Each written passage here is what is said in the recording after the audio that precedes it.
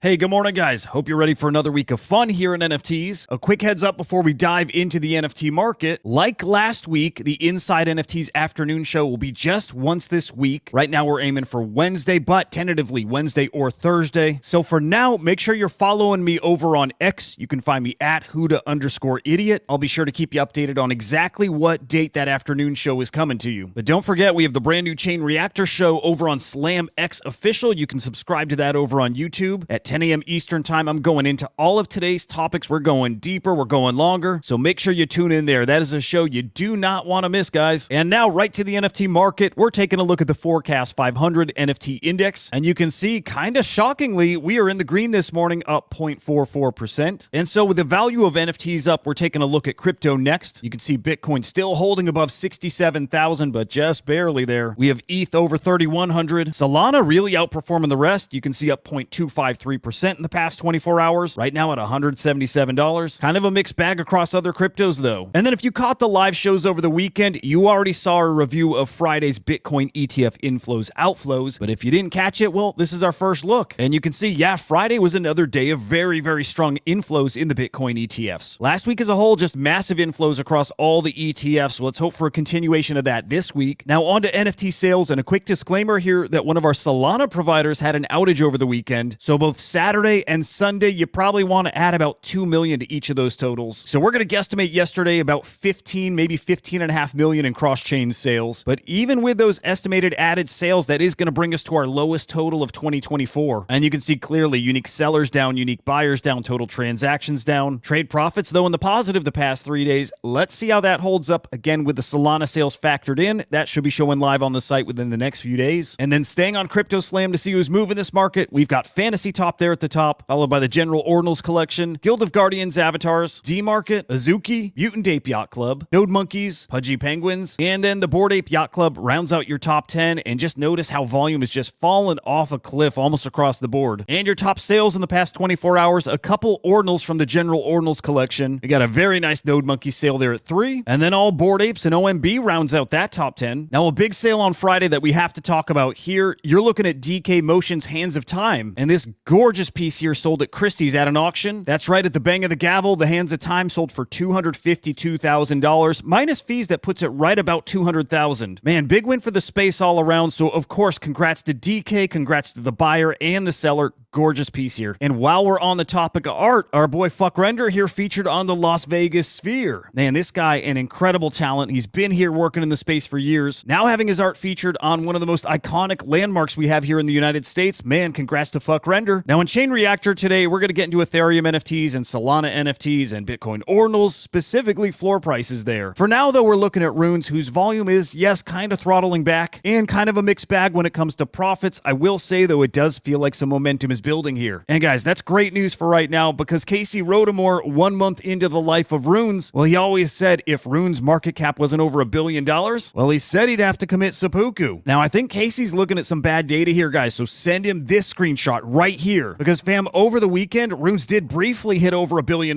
market cap, so our Casey is safe. Don't let him do this, guys. No joke, we gotta protect this man. Send him the screenshot. Next, we have an update from the Pumpdotfun exploiter. Remember, we talked about this on Friday, the man named Stacked Overflow.